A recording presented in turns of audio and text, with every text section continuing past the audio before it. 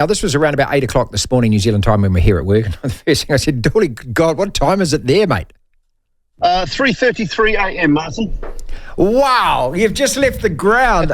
Look, mate, we were watching it here at work. What an incredible finish to the game. Phenomenal, mate. Honestly, it's been that sort of season. We've had records broken left, right and centre. It has been the best by far IPL that I've ever been involved in. Record 200 runs scored, record 100 scored across the season, 12 of them. It's just been phenomenal. And to end it like that, when it looked like, after last night and then the rain again tonight, that it could have been a damp squib, to end it like that with a 6 and a 4 was just phenomenal, mate. It blows you away every year, this place. Player of the match, Devon Conway. So a New Zealand connection there. The winning coach, of course. And I was watching him on the TV. He looked as cool as a Fujitsu did Stephen Fleming in those last two balls. Yeah, I interviewed him afterwards, actually. He said he was a few nerves floating around, but I think that one was pretty special. For that, they don't know whether MS Dhoni's going to be back next year. It would surprise me if he was, and if he's not, it would be an amazing note to go out on, but you never say never. Devon Conway, he just broke the back of that chase, really. What did he get? 47 of 25. Yeah. And that partnership with Rutu that has been so good throughout the season, 74, I think, when they lost their first wicket. And they've now, I think, 5 50s and 200-run partnerships, that combination together. They've just been exceptional for Chennai throughout. And he's had a whale of a time. He's been such a good player for them. And, it was a hard one to take off Sai Sudarshan, to be honest with you, Marty. But you when it got reduced to 15 overs, you had to take that into account as well. And I think Conway's innings just got Chennai started. All right, Simon Doull is with us, and he's been there covering the IPL. Just an incredible end to this competition this morning, New Zealand at time. Just walk us through. Okay, 2-1-4 for 4 off 20, and then the rain. But last night, the match got postponed, and it actually got canned, didn't it? And actually brought into the rest day. Yeah, it did. It got brought into the rest day. Well, it was torrential, honestly. The rain last night, and I mentioned it tonight in commentary, and we've all talked about it a little bit. The resilience of these folks, Marty, you wouldn't believe. We saw people walking home in knee-deep water, laughing and having a great time after staying in that ground for 4.5, 5 hours, hoping for a game of cricket.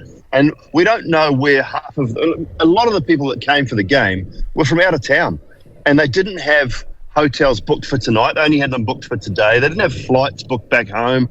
I was surprised that we got the crowd tonight that we got, because I thought it might have been half full. But the resilience and the character of these people I think part of it was to make sure that they saw MS Dhoni, just in case.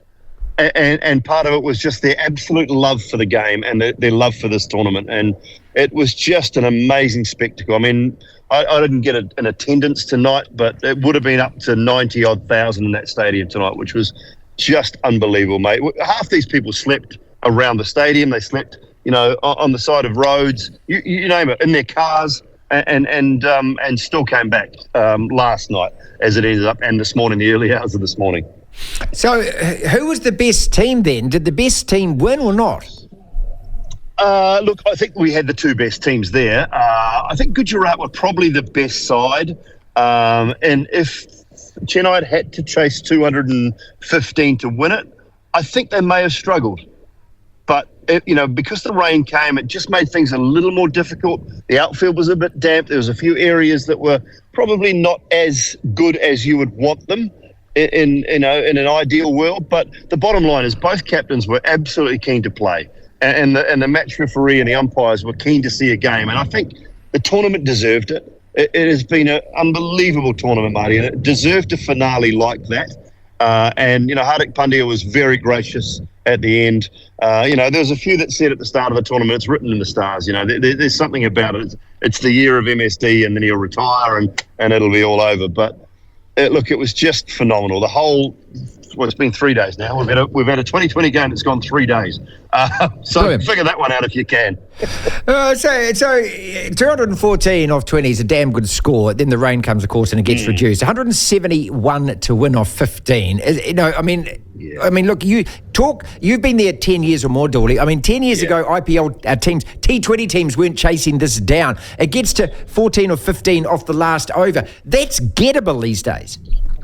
Yeah, it is gettable. I would say I'd go back 5, 6, 7 years. No teams chasing 170 in 15 overs. Not a chance. It's just they weren't in that frame of mind in T20 cricket. Nowadays, they look at that. The bonus from Chennai's point of view is that they had all 10 wickets in hand. So when the rain reduces a game and you get a set total, you have all 10 wickets in hand. And that's the key when you're chasing a score in a short amount of time. Yes, they needed almost 11.6 or something at the start of the chase. But it gave them, I thought, they had a slight advantage at the halfway stage with a slightly damp outfield.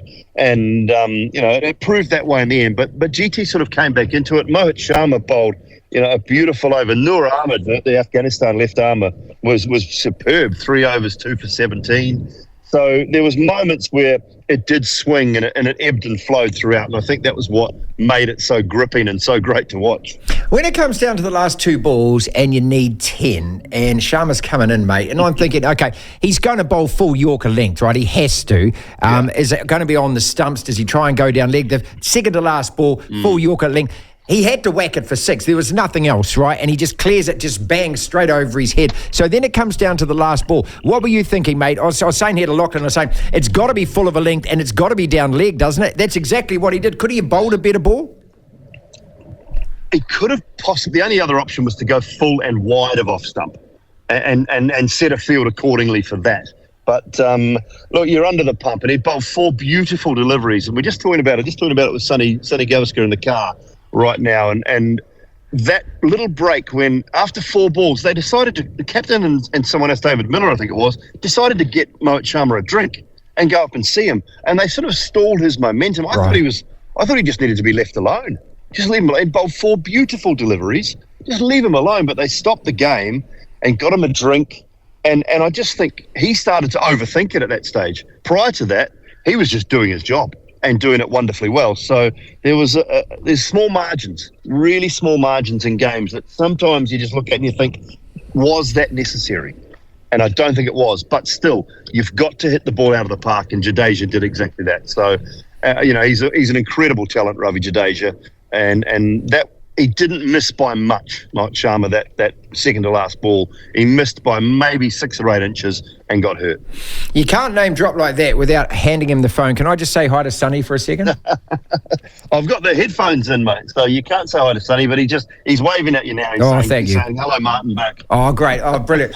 Oh, mate, so how does it get any better from that? And let's talk about the One-Day World Cup then, because this country is obviously absolutely obsessed with cricket. We know that. So how big is that one-day tourney going to be?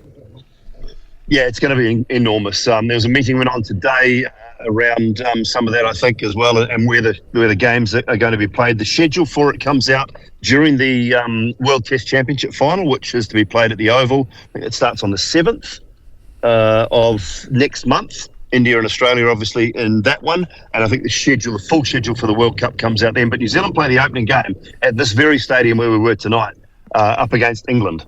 And that is going to be incredible just to be part of that. So, look, they're gripped by cricket. This tournament, it's like no other in the world. It creates such a fanfare around it. And every India game in that World Cup will have the same sort of fanfare. You can be guaranteed of that. Simon Doull at the IPL. What happens to you now, mate? So it's 3 or 4 in the morning or something. You've got to get back to the hotel. I mean, what, you missed a flight out of there? What are the logistics involved in getting out of here now? So what do you do? I don't know, mate. They're trying to organise it now. I had a 4:25 flight to Dubai. And tomorrow morning at 6:25, I fly to London to work on the England-Ireland test on the day after that. So I've got to get back to Dubai at some stage today, some way, shape or form, so that I can catch my flight to England the next morning so that I can work at Lord's in the test match the day after that. So that's logistically not up to me.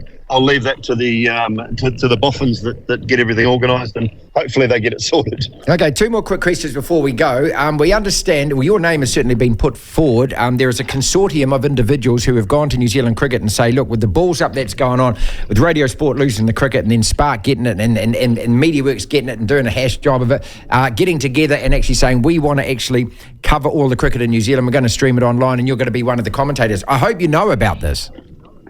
I have heard, yes, I have heard from the gentleman who's trying to put the group together. He asked if he could use my name, and I gave him permission. Okay. All right, finally, Thursday nights in Bratislava, mate. You contacted me after we lost 4-0 to Brentford, and you gave it to me hard because you were living in Brentford. You're saying what a lovely part of London it is. Thursday nights in Bratislava, pal. Oh, mate, honestly. Brentford's still beautiful, Marty. Brentford is still a beautiful place. I'm going to be back there all summer. I'm looking forward to it. Brentford on the river. And what a season they had. Let's talk about Brentford instead of talking about everyone else's teams. What a season they couldn't have dreamt of a better season, could they? My hometown.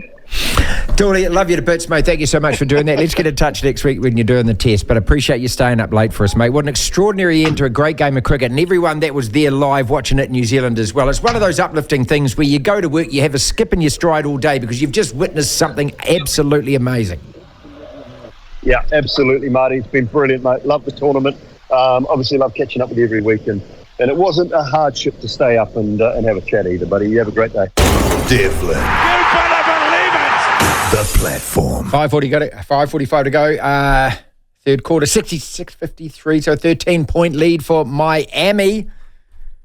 And that was Simon Doull immediately after the IPL final.